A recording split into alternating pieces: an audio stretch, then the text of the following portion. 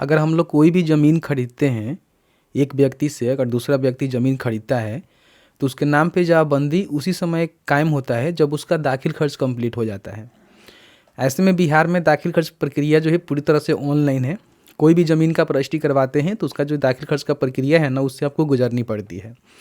दाखिल खर्च कराते समय कौन कौन से आपके पास डॉक्यूमेंट होनी चाहिए, काफ़ी सारे ऐसे लोग होते हैं जिनको पता ही नहीं होता है। राजस्व एवं भूमि सुधार विभाग के द्वारा इसको लेकर एक नोटिस जारी किया गया है, जिसमें बताया गया है कि आपके पास दाखिल खर्च करवाने के लिए कौन कौन से डॉक्यूमेंट मैंडेटरी है जो आपके पास होनी चाहिए। इस वीडियो में भी बताएंगे दाखिल खर्च का प्रक्रिया कैसे होता है, कैसे आवेदन करने होते हैं, क्या कुछ इसकी प्रक्रिया होती है। वीडियो शुरू से अंत तक लेके जरूर देखिएगा, क्योंकि बहुत सारे लोग ऐसे हैं जो कि वीडियोज़ को देखते हैं शुरू से अंत तक नहीं देखते हैं। तो प्लीज़ वीडियो को स्टार्टिंग कर लिए हैं तो अंत तक देखिएगा, सभी जानकारी आपको देखने को मिलेगा।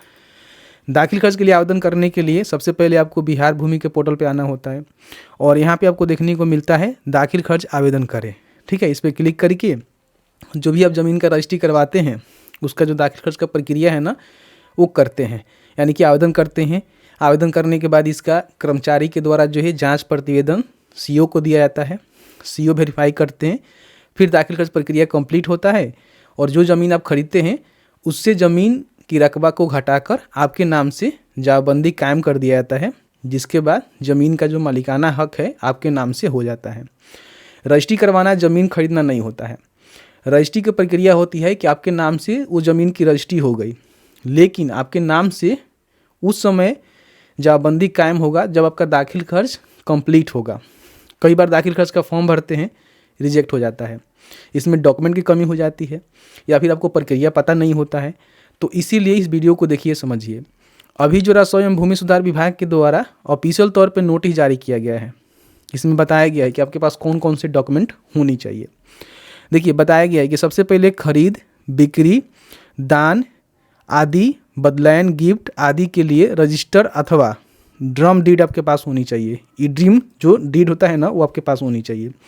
अब जब भी ज़मीन का रजिस्ट्री करवाते हैं तो क्या होता है ना कि आपको एक वहाँ पे देखेंगे ना पेपर दिया जाता है।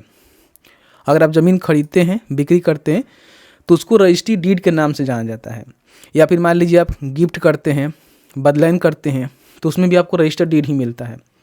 ठीक है, तो रजिस्ट्री डीड आपके पास होनी चाहिए, नहीं तो इंड्रीम जो डीड होता है ना, वो भी आपके पास होनी चाहिए, जो कि कई पेज में होते हैं। इस तरह से आप देखे होंगे, आपको रजिस्ट्री करवाने के बाद स्टाम्प पेपर के साथ मिलता है, वो आपके पास होनी चाहिए।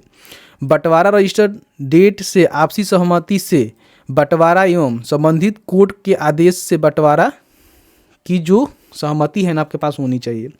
जैसे कि मान लीजिए आपसी सहमति, बंटवारा एवं संबंधित कोर्ट के आदेश से बंटवारा के आधार पर ही आपको ज़मीन खरीदना है। मान लीजिए कोई ज़मीन कई सारे लोग के नाम से जमाबंदी है, उसमें कई सारे हिस्सेदार हैं। ठीक है, तो उसका जो भी संबंधित कोर्ट या फिर आपसी सहमति बंटवारा का जो पेपर है ना, वो भी आपके पास होनी चाहिए, देना पड़ेगा, तभी ज़मीन घटा के आपके नाम से किया जाएगा। किसी को कोई ऑब्जेक्शन नहीं होनी चाहिए। उत्तराधिकार से संबंधित बंटवारा शेड्यूल आपको मांगना पड़ेगा। जो भी उत्तराधिकारी है वो बंटवारा शेड्यूल में उसका कितना रकबा है, कितना ज़मीन है, उसकी शेड्यूल आपके पास होनी चाहिए, मांग सकते हैं, जिससे आप ज़मीन खरीदेंगे। यहाँ पे देखिए इच्छा पत्र यानी विल के लिए उत्तराधिकार प्रमाण पत्र। अगर मान लीजिए इच्छा यानी विल जो किया जाता है, ठीक है, आप सभी जानते हैं कि मरने के बाद संपत्ति उनके नाम से हो जाएगा, उसके विल अगर उत्तराधिकार प्रमाण पत्र है, अगर इस प्रकार के आप दाखिल खर्च के लिए आवेदन कर रहे हैं तो आपको देना पड़ेगा। सूक्ष्म न्यायालय का आदेश, विक्रेता का लगान रसीद, जो भी विक्रेता का लगान रसीद है वो भी आपको मांगना है, जिससे आप ज़मीन खरीद रहे हैं। ठीक है, ध्यान रखिएगा। क्रेता विक्रेता का आधार कार्ड यहाँ पे देना पड़ता है दाखिल खर्च करवाने के लिए, जो खरीद रहा है, जो बेचा हुआ है, दोनों को। तो ये सारे जो है डॉक्यूमेंट मैंडेटरी होता है दाखिल खर्च करवाने के लिए।